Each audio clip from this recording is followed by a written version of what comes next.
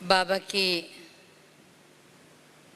रूहानी बगिया के रूहे गुलाबों को नमन करूं, वंदन करूं। आप सबका जो जज्बा है,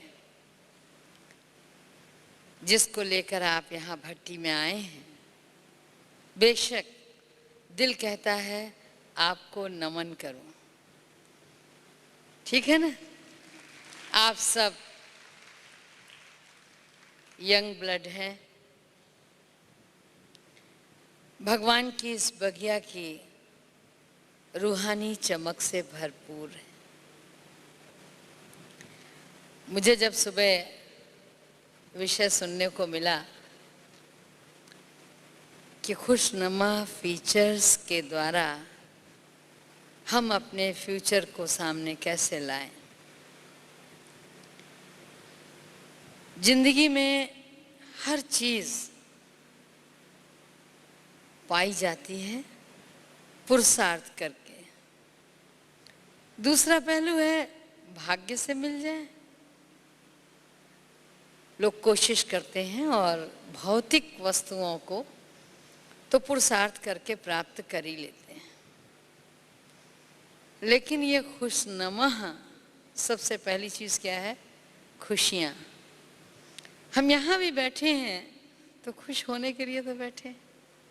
जहाँ से चल के आए हैं बहुत अच्छा लगेगा मधुबन में। हाँ, चल के देखते हैं इस बार भट्टी में। पहले से ही बहुत सारे खुशियों की महक आपके अंदर भर गई होगी कि हम भट्टी करने जा रहे हैं और ये 7 दिन हमारे बहुत खुशनुमा गुजरेंगे। दुनिया में कोई ऐसा नहीं है जिसको खुशी की तलाश ना हो। है कोई ऐसा जो कहता हो हटाओ खुशी क्या करनी है? हाँ, ऐसे ही ठीक है हम। ये तनाव भरा जीवन, ये भागम भाग, ये दौड़ा दौड़, यही ठीक है। खुश रह के क्या होगा? दुनिया में अगर खुशी मिल भी जाती है तो पल 2 पल की होती है, 2-4 दिन की भी होती है, लेकिन फिर वही अंधेरी रातें शुरू हो जाती हैं। लेकिन हम भगवान के इस बगिया के रूहानी फूल हैं।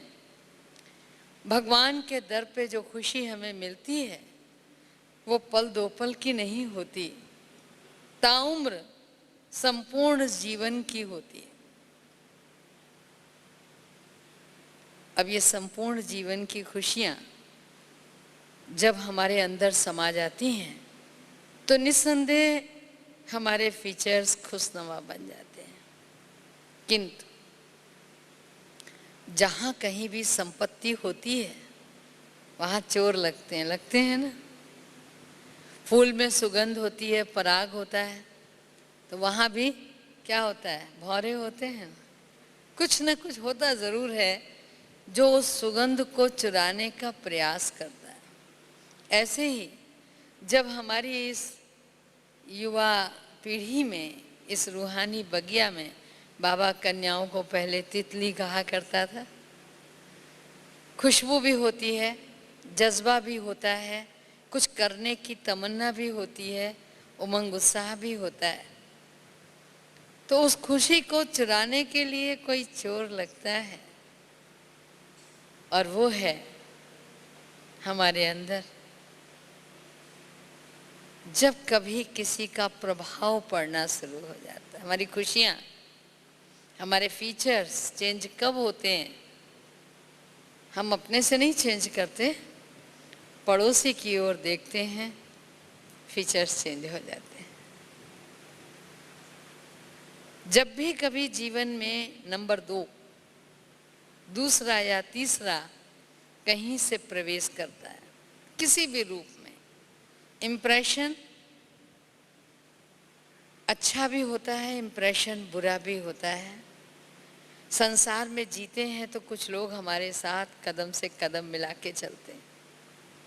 अपनी इस रूहानी दुनिया में भी हमारा जिनके साथ बहुत संगठन है, बहुत स्नेह है, प्राय उनको देखते हैं।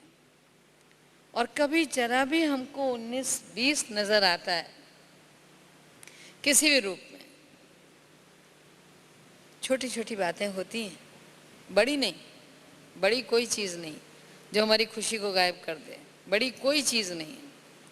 कोई भी इसलिए खफा नहीं होता कि मैं इस बार अपने प्रधानमंत्री की गद्दी क्यों नहीं ले पाया। कोई इसलिए खफा नहीं होता है कि मैंने दादियों की तरह दादी वाली कुर्सी क्यों नहीं ले ली। छोटी छोटी चीज़ें हमारे परिधान में, पड़ोसी के परिधान में थोड़ा अंतर है, 19-20। हमको लगता है देखो हम भी ऐसा बनवा सकते थे, क्या बताएं, छोड़ आए। कभी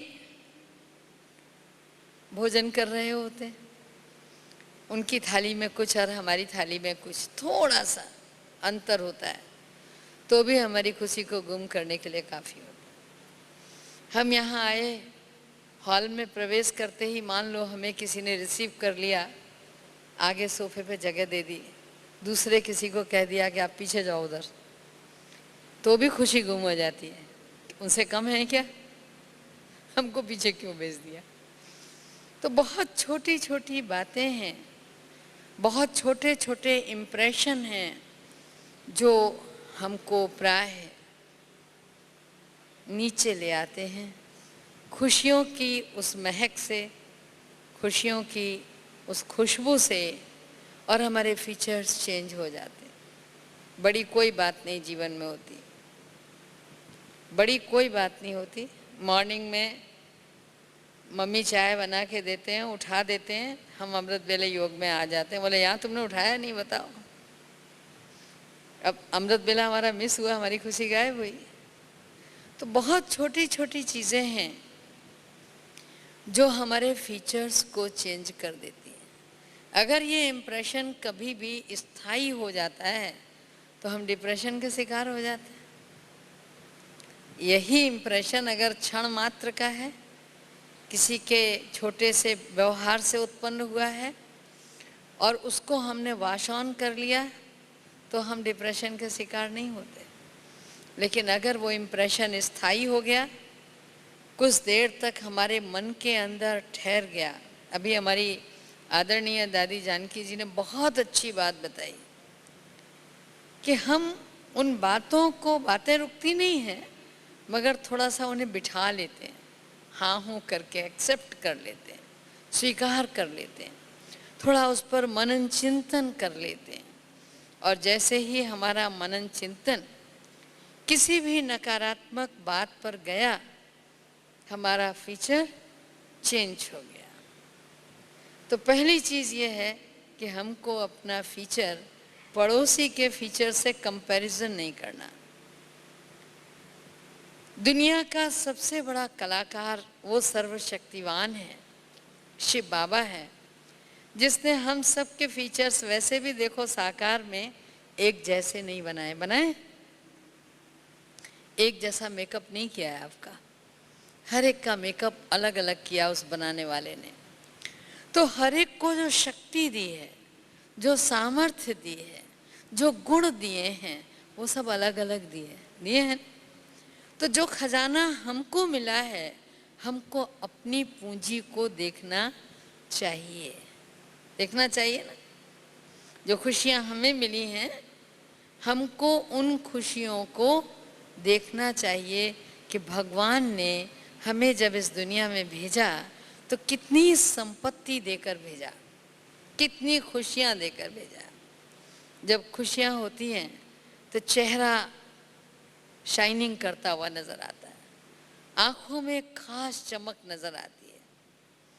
और ये खुशियां कभी किसी से कहीं प्रीत हो जाए तो बहुत जल्दी चेहरे पर उभर के आती है। कहा गया है खैर, खून, खांसी, खुशी, बैर, प्रीत, मदपान, ये सब छुपाने से नहीं छिपते। तो जो खुशनुमा फीचर्स हैं वो भी आप छुपाना चाहो तो नहीं छुपते। और सामने वाला पूछता है क्या मिला है, आज बड़े खुश नज़र आ रहे हो। हम बिल्कुल नहीं बताना चाहते हमें किसी से प्रीत हो गई है। आप सब बड़े खुश नसीब हो कि आपकी प्रीत किससे हुई है, उस जगत नियंता से।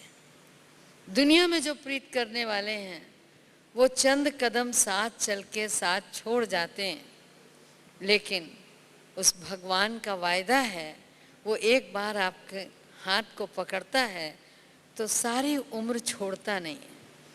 ऐसी प्रीत करने वाला मिलेगा कहीं? कहीं नहीं मिलेगा। दुनिया में कहीं मिलेगा? कहीं मिले तो बताओ। दुनिया में कहीं नहीं मिलेगा। और उसके जो बनाए हुए बंदे हैं, हम अगर ये पूछना चाहें कि ये फीचर्स कैसे होते हैं, तो बनाए हुए बंदे माना हमारी दादियाँ। देखो तो जरा एक बार देख लो। आज ही जानकी दादी मिली थी ना आप सबको, कितनी खुशी मिली होगी।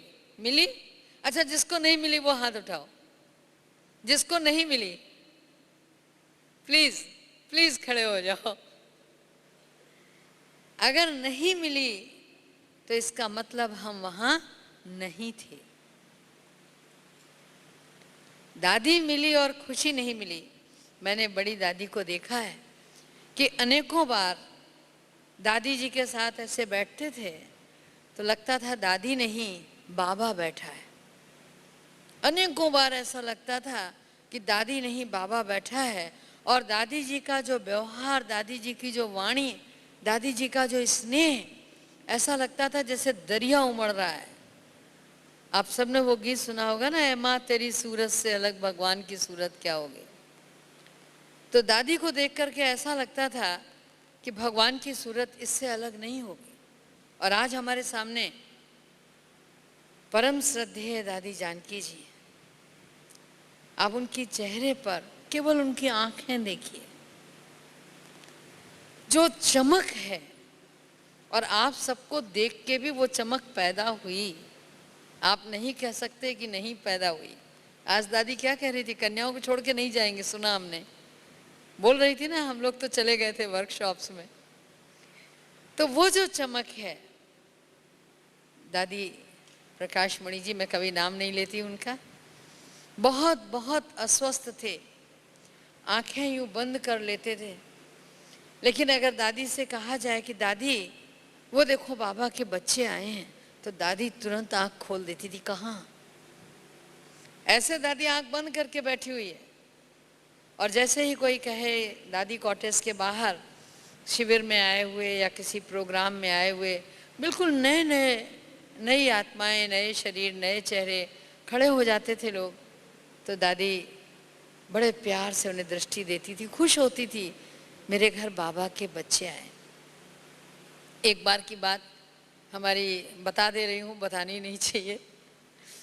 हमारी मुन्नी बहन हमको बिठा के गई, बोला देखो दादी यहाँ से उठे नहीं। और जैसे ही मुन्नी बहन चली गई, कहा हाँ हाँ नहीं उठूंगी, बिल्कुल नहीं उठूंगी। और उसके बाद बोला मनोरमा मुझे ले चलना वहाँ गेट तक। तो मैं दादी कॉटेज के गेट तक ले आई।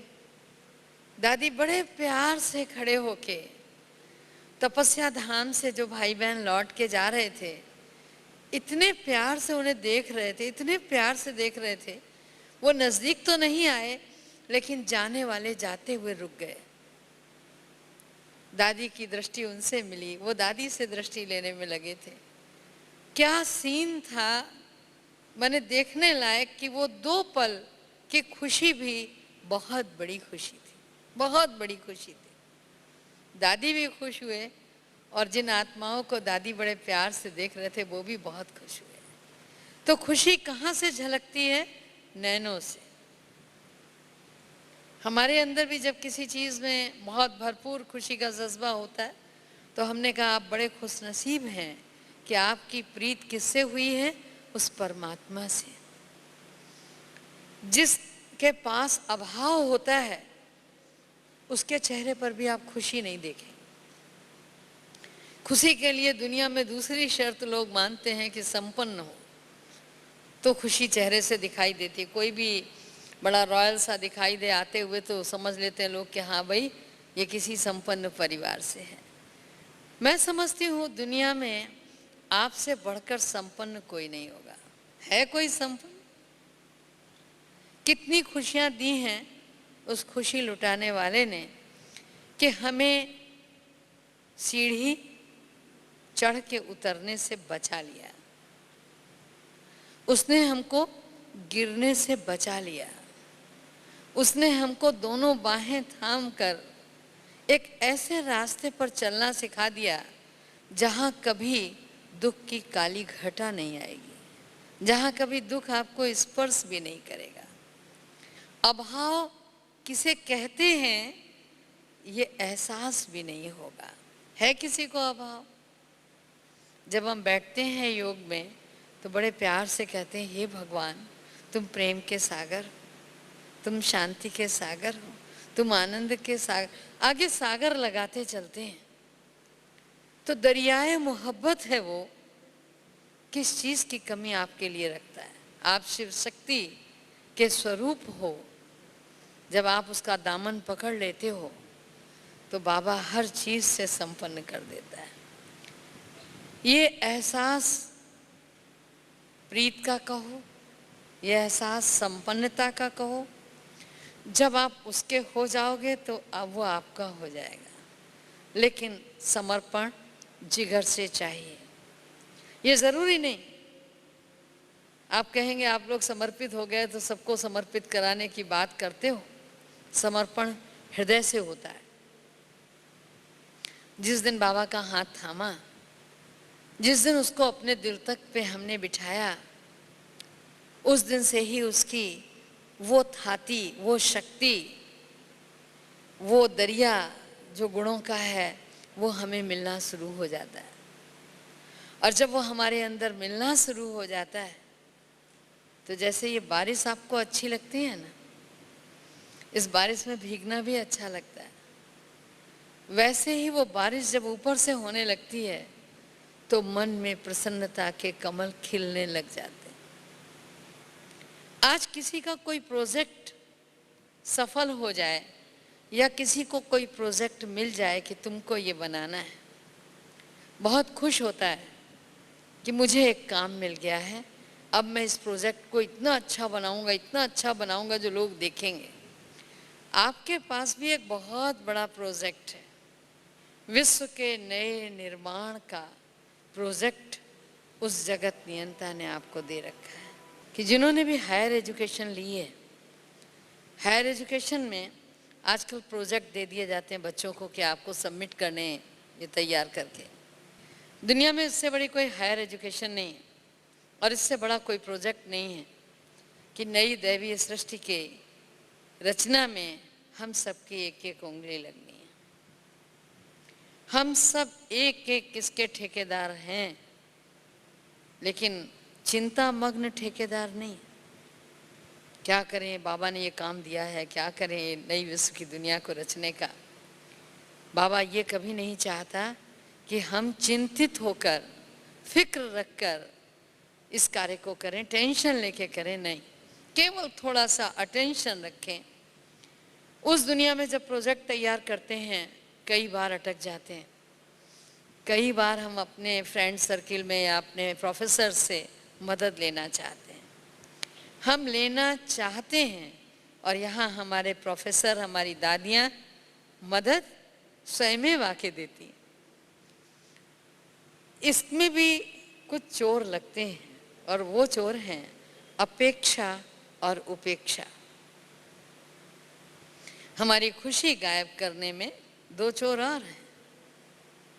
वो है जब हम अपेक्षा करने लगते हैं अपने पड़ोसी से, अपने सहपाठी से, अपने मित्र से, अपने दैवी परिवार के किसी सदस्य से अथवा अपने किसी रहनुमा से, और वो अपेक्षाओं पर खरा नहीं उतरता, हमारे अनुकूल उसका रिस्पॉन्स नहीं होता।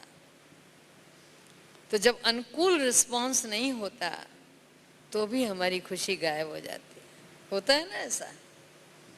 अपेक्षा रखते हैं और अपेक्षा पर अगर कोई खरा नहीं उतरता तो भी हमारे फीचर्स चेंज हो जाते हैं। तो अपेक्षा कभी रखना नहीं। हम एक एक इकाई अपने आप में संपन्न हैं।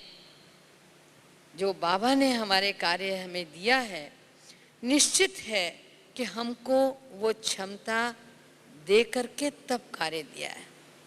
बड़ी दादी की चर्चा आज हो रही थी क्लास में।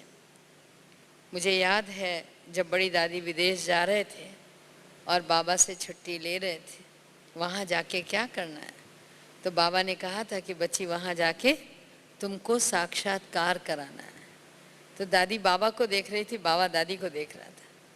साक्षात्कार कराना है, कहा हाँ, वहाँ जा कर के साक्षात्कार कराना है। तो उस समय बाबा ने एक बहुत अच्छी बात कही थी कि जब कोई आर्मी का ऑफिसर किसी को मेडल देता है, बैच लगाता है, तो वो उसकी योग्यता को जानता है। जिस सैनिक को वो बैच लगा रहा है वो ये कहे कि नहीं नहीं, मैं कैसे कर पाऊँगा, मुझे कहाँ आप भेज रहे हो, ये तो बड़ा मुश्किल काम है। नहीं, वो योग्यता पहचान करके ही ब्रिगेडियर उसे बैच देता है। तो बाबा जानी जाननहार है। जब बाबा ने हमको इतना बड़ा प्रोजेक्ट दिया है तो निश्चित है कि हम सब में बाबा ने वो योग्यता देखी होगी। तो वो कोई और नहीं, वो हम हैं। अपने आप को एक बार दिल में स्पर्श करके देखो कि वो हम हैं जिसको भगवान ने ये प्रोजेक्ट दिया है। वो कोई और नहीं बनाएगा, वो हम बनाएंगे। और हम कैसे बनाएंगे? जब हमारे फीचर्स में वो रूहानियत की रंगत, वो खुशबू, वो खुशनुमा महक होगी, तभी हम बना पाएंगे। दूसरी चीज़, किसी उपेक्षा की ओर कभी ध्यान नहीं देना। अगर उपेक्षा देखोगे तो क्या होगा? कर्ण बन जाओगे। उपेक्षाओं से ही कर्ण का निर्माण हुआ था, ये ध्यान देना। पांचों पांडवों का एक भाई वो भी था, ऐसा नहीं है। लेकिन जिस समय वो दरबार में पहुंचा तो थोड़ी सी उपेक्षा हुई। उपेक्षा ये हुई कि दुर्योधन ने और भाइयों ने सबने ही उनको हेलो किया, सबने ही उनको स्पर्श किया, सबने ही उनके कर्ण के कवच और कुंडलों को सराहा, बहुत प्यार से मिले। मगर वो पांचों पांडव चुपचाप खड़े देखते रहे, कोई प्रतिक्रिया नहीं व्यक्त की। तो उनको लगा कि ये मेरी उपेक्षा कर रहे हैं। यहाँ तक कि धृतराष्ट्र ने, जिनको नेत्र विहीन थे, फिर भी उन्होंने उसके सर पर हाथ फेरा, बड़े प्यार से पूछा कि ये कुंडल तुम्हें जन्म से ही मिले हैं, ये कवच तुम्हारे बदन पर जन्म से ही है। तो उसको ये लगा कि इन सब ने मुझे स्वीकार किया और इन सब ने मेरी उपेक्षा की। गुरु द्रोणाचार्य के पथक में जब एडमिशन लेने के लिए वो गए कि मुझे भी यहाँ पर शस्त्र विद्या सीखनी है, तो उन्होंने मना कर दिया। बोले यहाँ केवल राजपुत्र ही सीख सकते हैं, तुम नहीं। अगर तुम्हें सीखना है तो तुम दूसरे आचार्य का नाम लिया कि पृथु के पथक में जाकर सीख सकते हो, यहाँ नहीं। तो ये भी उपेक्षा का अनुभव हुआ। पूरा महाभारत इस बात को कहता है, पग पग पर कर्ण की उपेक्षा हुई और कर्ण निरंतर एक दूसरा स्वरूप लेता चला गया। क्योंकि जब जब उपेक्षा हुई तब तब खुशी गायब हो गई। सब जानते हैं ना कि जिस समय शब्द भेदी बाण की परीक्षा हो रही थी, उस समय कर्ण ने चैलेंज देना चाहा कि मैं इस प्रतियोगिता में भाग लूंगा, तो उसको मना किया गया कि ये राजपूतों की है, क्षत्रियों की है, और तुम कहाँ भाग ले सकते हो, तुम राजपुत्र नहीं हो। उसी समय अभिषेक किया गया, राजपुत्र बनाया गया, उसे एक प्रदेश का राजा बनाया गया ताकि वो कंपटीशन में भाग ले सके। तो उपेक्षा मिलती गई, कर्ण कटुता से भरता गया। हम अपने बाबा के बच्चे हैं। दुनिया में कोई हमारी उपेक्षा करे, मगर हमारा बाबा हमारी कभी उपेक्षा नहीं करता। हमारी निगाहें केवल हमारे उस प्रिय से प्रियतम की ओर होनी चाहिए, उस छत्र छाया की ओर होनी चाहिए। कोई हमें छाता दे न दे, छतरी दे न दे, सिंहासन दे न दे, मगर उस नीली छतरी वाले ने बहुत बड़ा सिंहासन दिया हुआ है। उसने कभी उपेक्षा हमारी नहीं करनी है। उसको हमसे अपेक्षाएं हैं। हमें ध्यान रखना है कि हमें उसकी अपेक्षाओं पर खरा उतरना है। और यदि हमें भी अपने जीवन में कुछ अपेक्षा है तो उससे, किसी और से नहीं। ये वो दर है कि जहां हाथ फैलाने के बाद कभी जिल्लत नहीं होती। आप संकल्प करते हो और बाबा पूरा कर देता है।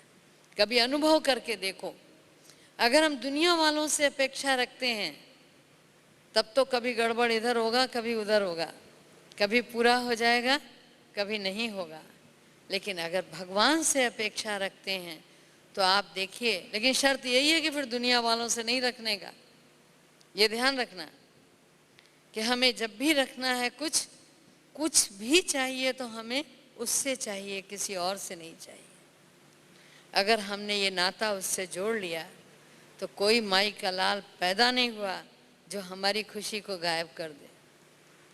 दुनिया में कोई नहीं पैदा हुआ। तो हमारा संबंध वहाँ होना चाहिए। अगर हम पोस्ट और पोजीशन की बात करें तो किसी के साथ भी संबंध जोड़ेंगे, अधिक से अधिक बाइक, अधिक से अधिक कार, लेकिन रोज उड़ने के लिए प्लेन नहीं देगा। लेकिन इस ऊपर वाले ने तो ग्लाइडर दे रखे हैं आपको। ग्लाइडर में एक ही उड़ता है ना। आप अपने सामान की पोजीशन में केवल सेट हो जाइए और अपने ग्लाइडर से उड़ जाइए। जो बाबा कहता है कि फरिश्ता बनकर रोज शाम को चक्कर लगाना है, आपको अपनी छवि का साक्षात्कार कराना। तो उसके लिए विमान भी भगवान ने हमें दे रखा है। केवल हमें उस विमान को संभाल के रखना है। और हम अगर फरिश्ते की ड्रेस पहन कर बैठेंगे तो निस्संदेह उस फ्यूचर को भी इस दुनिया को दिखा सकेंगे। बाबा हमेशा मुरलियों में कहता है कि हमारे नैनों में रूहानियत हो। हमारे जब जिगर में वो जज्बा होगा आत्मवत् सर्वभूतेषु का, इस विश्व को अपना परिवार समझने का, वसुधैव कुटुंबकम समझने का, तो नैनों में रूहानियत खुद ब खुद आ जाएगी। पराया कोई हो ही नहीं। मीरा का नाम सुना होगा, पढ़ा भी होगा उसके बारे में, और ये भी सुना होगा कि मीरा खुद बैठ करके खेला करती थी कृष्ण के साथ, और शर्त एक ही थी, हार गई तो मैं खुद को समर्पित कर दूंगी, हारी तो पिए की भई, और जीती तो पिए मोर। मैं हार गई तो उनकी हो जाऊंगी और जीत गई तो वो मेरे हो जाएंगे। जरा देखो तो ऐसा खेल किसी ने खेला आज तक? तो भगवान के साथ जब इस तरह का रिश्ता, नाता, संबंध जुड़ते हैं तो उसकी प्रीत की चमक आपके चेहरे पर, आपके नैनों में दिखाई देती। कहने की जरूरत नहीं, वो किसी मेकअप से नहीं दिखाई दे सकती है। जितना जितना आप उसको हृदय में उतारते जाएंगे उतना उतना आपके चेहरे पे नूर बढ़ता चला जाएगा। इसके साथ साथ आज हमारी वर्कशॉप में बहुत अच्छी बात मातेश्वरी जगदम्बा को लेकर के सुनाई कि उनके नैनों में जो भाव था, जज्बा तो विश्व कल्याण का था ही, लेकिन नैनों में रहम की भावना थी। माँ दुर्गा को हम सारे हथियार देते हैं अष्टभुजाओं में, लेकिन नैनों में कभी आक्रोश नहीं देखा होगा आपने। देखा है? 9 स्वरूप हैं लेकिन नैन बड़े आकर्षक है। भले महिषासुर मर्दनी का ही रूप क्यों ना हो, लेकिन उस मही के असुर का मर्दन करते हुए भी आक्रोश नहीं है। तो वो रहम का भाव भी अपने आप में एक खुशी लाता है। किसी एक का कल्याण कर दें तो ये भाव जब हृदय में दातापन के भाव के साथ उभरता है तो बहुत खुशी देता है। एक बार अब्दुल रहीम खान खाना रोज बैठ के दान करते थे, रोज बैठ के देते थे। तो उधर से कवि गंग निकले और उन्होंने कहा, वहाँ लाइन लंबी लगती थी, तो रहीम को कहा कि क्यों रहीम जू सीखे कहाँ ऐसी देनी देन, ज्यों ज्यों कर ऊंचो उठे त्यों त्यों नीचे नैन। दाता तो थे, देते तो थे, लेकिन नेत्र गर्वोन्नत होकर नहीं, उठाकर नहीं, सर झुका के देते थे और बहुत बहुत विनम्र भाव से देते थे। तो उन्होंने जब ये सुना तो चूके नहीं, जवाब उन्होंने वहीं दे दिया। उन्होंने कहा, दाता कोई और है जो देवे दिन रैन। हम क्या दे सकते हैं, हम किसी को क्या दे सकते हैं। हम कह रहे हैं हम बहुत अच्छी सेवा करके आए हैं, बहुत अच्छा हमने उसको ज्ञान सुनाया है, लेकिन किसका सुनाया है? उस ऊपर वाले का। हमारा अपना क्या है? जो भी कर रहे हैं, जो भी दे रहे हैं, वो उसकी गुदड़ी से निकाल के दे रहे हैं, उसकी गठरी से खोल के दे रहे हैं। उसने हमको दिया तो हम दे रहे हैं। दाता कोई और है जो देवे दिन रैन, नाम हमारो होता है तासे नीचे नैन। लोग कहते हैं रहीम दे रहे हैं, रहीम नहीं देते। आज दादी जी को जब देखते हैं, दादी जानकी जी को, तो ऐसा लगता है कि अजस्र स्रोत, झरना जो निरंतर प्रवाहित होता रहता है। जब भी जाओ कुछ न कुछ देते हुए मिलते हैं, जब भी जाओ कुछ न कुछ, कभी दृष्टि से स्नेह देते हैं, कभी वाणी से वरदान देते हैं, कभी हाथ उठाकर वरदान देते हैं। निरंतर देते ही रहते हैं। कभी कुछ मंगा के देते हैं, कभी टोली देते हैं, कभी कार्ड देते हैं, देते ही रहते हैं। तो जो एक अनस्वर भाव है, अविनाशी भाव है निरंतर देते रहने का, तो कहीं से आ भी तो रहा होगा ना। वो स्रोत कौन सा है जहां से निरंतर उनके अंदर आ रहा है? वो झरना कहां से उनके अंदर प्रस्फुटित हो रहा है? एक बार बड़ी दादी जी से पूछा था मैंने कि दादी आप मेरे लिए कुछ कहिए। आप ही की तरह थी, आप ही की आयु में थी।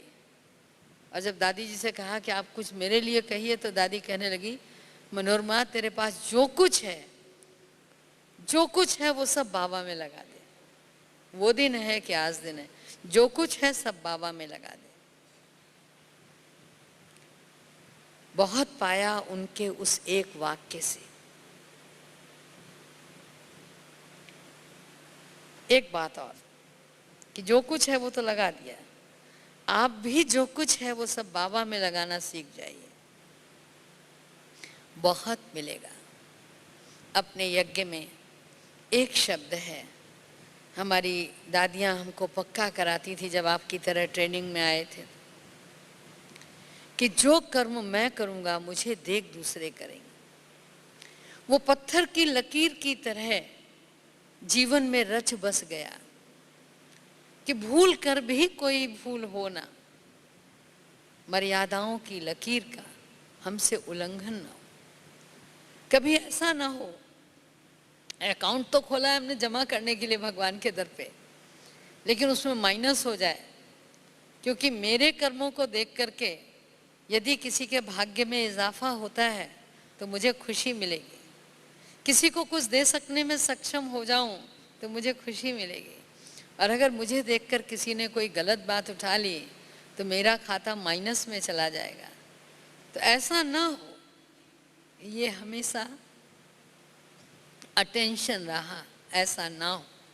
अभी भी ये कोशिश करती हूँ कि मुझसे कहीं कोई भूल ना हो, कहीं कुछ ऐसा ना हो जिससे कोई गलत उठा ले और मेरा खाता माइनस में चला जाए। ये हमारी इस यूनिवर्सिटी का सूत्र है, बहुत बड़ा सूत्र है, और हमारे लिए मर्यादा का कंगन है, हमारे लिए खुशी का आधार है। जब हमसे भूल होगी नहीं तो खुशी गुम होगी नहीं, होगी गुम। जब भूल होती है तो खुशी गुम होती है, जब भूल होगी ही नहीं तो खुशी गुम क्या होगी। दूसरा, मैं सामान्य नहीं हूँ, जैसे बाबा हमेशा कहता है कि तुम कोटों में कोई और कोई में कोई, हे अर्जुन विरला ही मुझे पहचानता है। तो हमने कहा ना कि भगवान ने अलग अलग मेकअप किया है, हर एक का अलग अलग हर एक भाग्य लेकर आया है, लेकिन ये भाग्य हम सब के पास है जितने भी यहाँ बैठे हैं, कि हम कोटों में कोई और कोई में भी कोई एक हैं। हम वो हैं जिस पर भगवान की नज़र पड़ी। मुझे बहुत अच्छा लगता था एक शब्द यज्ञ में, मैं खुद भी बोलती हूँ और आज भी बोलती हूँ, ब्राह्मण कुलभूषण। तो बोलती तो भाई बहनों के लिए थी, लेकिन बोलते बोलते एक दिन बहुत अच्छी तरह हृदय में समा गया कि बीके तो सब बनते हैं, लेकिन मुझे जो बीके बनना है वो ऐसा कि जो ब्राह्मणों में भी कुल का आभूषण।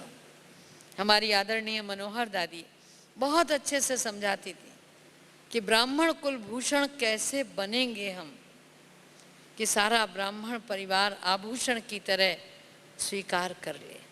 तो कुछ विशेष करेंगे ना, तो कुछ करें ना करें, लेकिन हमारी खुशी गायब ना हो, ये ध्यान रखें। तो जब हम ब्राह्मणों में भी कुलभूषण बनने का प्रयत्न करते हैं, तो कुलभूषण वही होता है जो धरत पड़िए धर्म न छाड़िए, इस बात को अपने जीवन में बहुत पक्का रखता है। तो जब हम कुलभूषण बनते हैं तो हमारे फीचर्स अपने आप उस दैवी सभ्यता के परिचायक हो जाते हैं। अटेंशन का पहरेदार बिठा के रखते हैं, हमारी खुशी को कोई छीन नहीं सकता, कभी गायब नहीं हो सकती। कोई भी एक सूत्र जीवन में अपना लें, कोई भी एक सूत्र, चाहे प्रीत का सूत्र अपना लें कि हमने उस सर्वशक्तिवान से प्रीत की है, तब भी हमारी खुशी की चोरी नहीं होगी। कभी हमें अभाव नहीं है, वो हर तरह से संपन्न है, सर्वशक्तिवान है। कभी हमें किसी से अपेक्षा नहीं रखनी है सिवाय उसके, तो भी खुशी गुम नहीं होगी। दुनिया की किसी उपेक्षा को कभी भी गले मत लगाना, आप सदैव खुश रहेंगे। हम हमेशा कहते हैं कि दुनिया वाले नंबर दे न दें, ऊपर वाला तो हमें नंबर देगा, और हमने ऊपर वाले के नंबर लेने, नीचे वाले के नंबरों की कोई परवाह नहीं, वो तो हमें नंबर सही दे। तो जब इतना अटेंशन रहता है तो भी कभी खुशी गायब नहीं होती है, और ये खुशी आपके पास सदैव विद्यमान रही तो आपके फीचर्स में जो रूहानियत का जज्बा होगा, वो निश्चित है कि दैवी फीचर्स को, दैवी संस्कृति को, फरिश्ते स्वरूप को लोगों के सामने खुद ब खुद लाएगा। उसके लिए कोई खास पुरुषार्थ नहीं करना, केवल एक ही पुरुषार्थ करना है कि हमें बाहर की किसी उपेक्षा को अंदर नहीं ले जाना। हमें जिसने चुना है वो हमारा बहुत ध्यान रखता है, जिसने हमें चुना है वो हमें सर आँखों पे रखता है, उसने हमारे लिए दिल के दरवाजे खोल के रखे हुए हैं। तो अगर हम उसके दिल तक नसीन होना चाहते हैं, क्या बात है। हम आए किस लिए यहाँ, इसी के लिए आए हैं ना। तो ये संकल्प रख कर जाएं कि हम अपनी खुशी को कभी भी गायब होने नहीं देंगे, किसी को चोरी करने नहीं देंगे, न किसी के इम्प्रेशन में आएंगे और न डिप्रेशन में जाएंगे। जब जब हम किसी इंसान के इम्प्रेशन में आते हैं, किसी वस्तु के इम्प्रेशन में आते हैं, किसी स्थान के इम्प्रेशन में आते हैं, तो डिप्रेशन होता है। वही चाहिए नहीं, हमें तो वही चाहिए जिसने हमको चुना है। तो जब हमारी बुद्धि में हर समय वो रहता है तो हमेशा खुशी चेहरे पर नौबत बजाती ही रहती है। हमारे फीचर्स में, नैनों में रूहानियत, वाणी में मधुरता, दिल में वो जज्बा विश्व कल्याण का, और मन के अंदर हर एक के प्रति क्षमा भाव, यही दैवी फीचर्स की निशानी है। फरिश्ते शाम को, क्यों मनुष्य शाम को पूजन करता है, हम शाम को योग करते हैं, कोई शाम को संध्या करता है, कोई शाम को यज्ञ करता है। किस समय देवताएं भ्रमण कर रहे हों। आप सब भी इतनी सारी शिव शक्तियाँ जब अपने अपने विमान लेकर निकलोगे तो क्या दुनिया को साक्षात्कार नहीं होगा? आपकी रूहानियत के जज्बे से बाबा प्रत्यक्ष होगा। इतनी सारी शिव शक्तियाँ एक एक मसाल लेकर खड़ी हो जाएं तो बाबा की प्रत्यक्षता के लिए ज़्यादा समय चाहिए क्या? नहीं ना चाहिए कि चाहिए? उत्तर दीजिए। अगर आप अपने दिल में एक मशाल लेकर खड़े होंगे तो ज़्यादा समय नहीं चाहिए। कुछ पूछना है? दीदी, लोग ऐसे बोलते हैं कि अच्छे कपड़े पहनो और बहुत व्यवस्थित रहना चाहिए, लेकिन बाबा एक तरफ बोलते हैं कि सादे कपड़े और सिंपल रहना चाहिए। तो बोलते हैं कि बाबा जो रियल रॉयल्टी की बात करते हैं वो कौन सी रॉयल्टी है और हमें कैसे रहना चाहिए, उसका बहुत सुंदर क्वेश्चन है। सादगी अपने आप में ही बहुत बड़ी रॉयल्टी है। बाबा ने हम बच्चों को बहुत सुंदर वस्त्र दिए हैं, होली हंसों जैसे। बाबा हमेशा ये चाहता था कि बहुत रॉयल्टी से रहें। एक बार छोटे भंडारे से पांडव भवन में, साकार बाबा के सामने ही, भंडारे में कार्य करने वाला भाई सामने आके खड़ा हो गया और उसके कपड़ों पर दाग थे। तो बाबा ने पूछा आंगन में कि बच्चे आप कहाँ से आ रहे हो? कहा बाबा मैं किचन से। तो बोला ये कैसे है?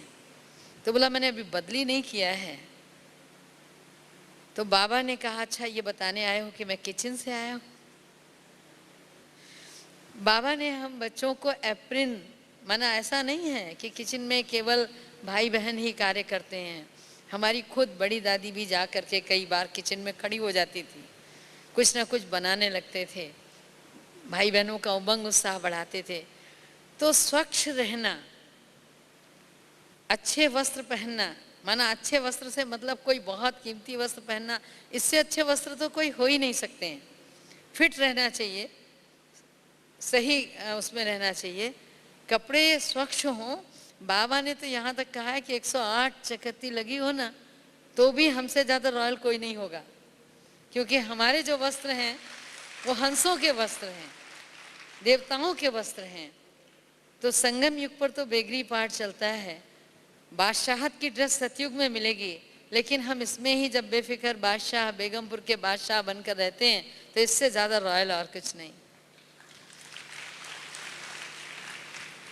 ओम शांति दीदी। मेरा नाम ब्रह्मा कुमारी निशा है, मैं मुंबई से हूँ। मेरा क्वेश्चन ये है कि कभी कभी हम लोग दूसरे के प्रति शुभ भावना रखते हैं, बट सामने वाला व्यक्ति हमसे मतलब कभी कभी जलस करता है या हमेशा हमारे बारे में निगेटिव सोचता है। तो एक पॉइंट ऐसे आता है कि हमें बहुत गुस्सा आता है और हम लोग वो कंट्रोल नहीं कर सकते। तो ऐसे टाइम पे हमें क्या करना चाहिए? हम लोग बहुत जल्दी रिएक्ट कर जाते हैं। हमने किसी के प्रति शुभ भावना रखी तो 2 बार, 3 बार, 4 बार, 5वीं बार गुस्सा आ गया, है ना? नहीं, कई कई पर्सनालिटीज कोकोनट पर्सनालिटी होती हैं, उनके ऊपर बाह्य कवच जो है थोड़ा कठोर होता है, क्योंकि हर एक के संस्कार अपने अपने हैं। यदि वाकई हमारा उस आत्मा के प्रति शुभ भाव है तो जब तक कि वो परिवर्तन नहीं हो जाता हम उसे शुभ भावना की रेस देते रहें, सकाश देते रहें, निस्संदेह वो परिवर्तित हो जाएगा। हम जल्दी रिएक्ट कर जाते हैं क्योंकि कभी कभी संस्कार कठोर भूमि होती है। हम जब कोई पौधे को लगाते हैं तो 2.5 फीट तक अंदर खुदाई करते हैं, उसको खुला छोड़ देते हैं ताकि उसके अंदर से जितने नेगेटिव वाइब्रेशन हैं या और कुछ गैसेस हैं वो निकल जाएं। फिर उसके बाद उस पौधे को उसके अंदर डाल के और अच्छी तरह से उसे दबाते हैं दोनों हाथ से ताकि उसमें एयर न रह जाए, और फिर उसके बाद पानी डालते हैं, ये पौधा पल्लवित हो, है ना? तो कोई बीज हमने डाला, थोड़ा वक्त इंतज़ार करें। हम इंतज़ार नहीं करना चाहते, हम छोटे बच्चे की तरह उसको खोद के देखते हैं कि ये होगा कि नहीं होगा, ये निकला कि नहीं निकला। तो कोई भी कार्य करेंगे उसके जन्म लेने का एक समय है। जब तक हम उस बाह्य कवच को तोड़ेंगे नहीं, तब तक उसके हृदय में आपकी शुभकामना का सकाश पहुंचेगा नहीं। तो पहले हैमरिंग करनी पड़ती है, वो कवच टूट जाए तब उसके अंदर उस बीज का हम पल्लवन कर सकते हैं। तो जल्दी रिएक्ट ना करें, थोड़ा धैर्य रखें, ठीक है।